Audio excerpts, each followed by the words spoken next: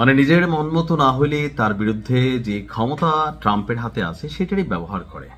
আর সারা পৃথিবীতে যে সামরিক শক্তিগুলো আছে প্রত্যেকটি দেশের, তাদের কাজ হচ্ছে প্রেসিডেন্টের চেইন অফ কমান্ড ফলো করা। এবার এটা কি অন্যায় নাকি ন্যায় সেটা জরুরি না, তবে কেউ যদি ন্যায় অন্যায়ের ফারাক করে তার বিরুদ্ধে সামরিক আইনে আপনার শুরু হয়ে যায় বিচার করা, যেন একজনকে দিয়া 100 জনকে সাইজ করা যায়। তো ইরানে অভিযান চালানোর পর নতুন এবার আরেকটা দেশে, যে ইরানের অভিযান কমপ্লিট করার পর আমেরিকা আরেকটা দেশের বিরুদ্ধে অভিযান চালাবে, তাদেরকেও আগে আগে হুঁশিয়ারি, অ্যাডভান্স ভয়টয় বা ইরানের পরিণতি খেয়াল করানোর মাধ্যমে একটা কি বলা উচিত, যে ধরেন মানে মাফটাফ চাইয়া নিজেদের রাষ্ট্রকে বাঁচানোর জন্য একটা ভূমিকার কথা বলা হচ্ছে। তো অনেকে আমরা মনে করেছিলাম যে মধ্যপ্রাচ্যের কোনো দেশ, কিন্তু আমার ক্যালকুলেশন প্রথমে বলছে মধ্যপ্রাচ্যের দেশটা, দেশটির নাম হচ্ছে কিউবা। মার্কিন প্রেসিডেন্ট ডোনাল্ড ট্রাম্প এই মুহূর্তে নিজের সম্পূর্ণ মনোযোগ ইরানের উপর রাখতে চাচ্ছেন বলে জানিয়েছে ট্রাম্প। তবে ইরানের সরকার উৎখাতের পর, অর্থাৎ ইরানের যে সিস্টেম সেটাকে শেষ করে দেওয়ার পর যুক্তরাষ্ট্রের পরবর্তী টার্গেট কোন দেশ? মার্কিন সংবাদ মাধ্যম সিএনএন এর তথ্য অনুযায়ী বা প্রতিবেদন অনুযায়ী ট্রাম্প সেই পরবর্তী দেশটিকে টার্গেট করেছে কিউবা। সিএনএনকে মার্কিন প্রেসিডেন্ট বলছে যে কিউবার খুব শীঘ্রই পতন ঘটতে যাচ্ছে। তবে বর্তমানে ইরান আমাদের প্রায়োরিটি লিস্টে আছে, আমাদের হাতে প্রচুর সময় আছে। ফিদেল ক্যাস্ট্রোর নাম নিশ্চয় অনেকে শুনেছেন, কিউবার প্রেসিডেন্ট ছিলেন, ঝুকাঙ্গানি সালাইস্টাইলে থাকা আরেকটা জগতের লোক।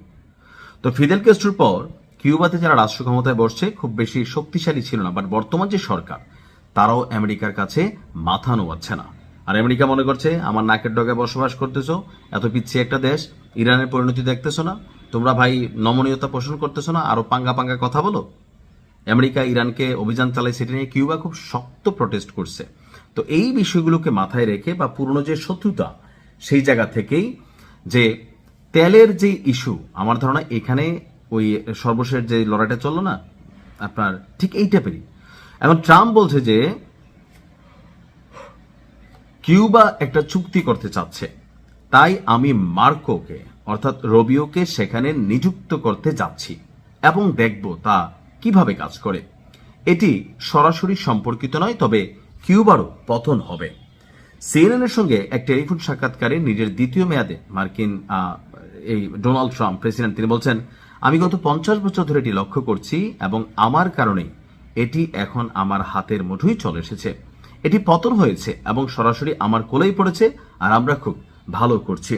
হোয়াইট হাউসে তার বক্তব্য, আমেরিকান কিউবানরা তাদের মাতৃভূমিতে ফিরে যেতে পারাটা এখন তাদের কেবল সময়ের প্রশ্ন। তার বক্তব্য পররাষ্ট্র সচিবকে নিয়ে যে সে ভালো কাজ করছে, তোমাদের পরবর্তী লক্ষ্যবে সেই বিশেষ কিউবা, সে অপেক্ষা করছে। আসুন আগে ইরানের ইস্যু শেষ করি, তারপর ইরানের সঙ্গে চলমান যুদ্ধের পর ট্রাম্প প্রশাসন কিউবার বিরুদ্ধে ব্যবস্থা নিবে। তো তার বক্তব্য হচ্ছে, আমরা চাইলে সব কিছুই একসঙ্গে করতে পারতাম, কিন্তু তাতে খারাপ কিছু ঘটে যেতে পারে। তো সবকিছু খুব দ্রুত করতে গেলে ঝামেলা, আমরা যুক্তরাষ্ট্রের ক্ষেত্রে খারাপ কিছু ঘটতে দেব না। অর্থাৎ ট্রাম্প মনে করছে তার দেশের জনগণ যেন না বিগ্রায়, সে যখন একটা অভিযান চালাবে যেন জনগণ তাকে সাপোর্ট করে।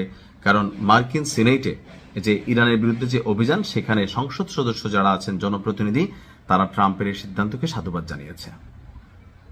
কিউবার কপালেও শনি আসতেছে, আল্লাহ হেফাজত করুক।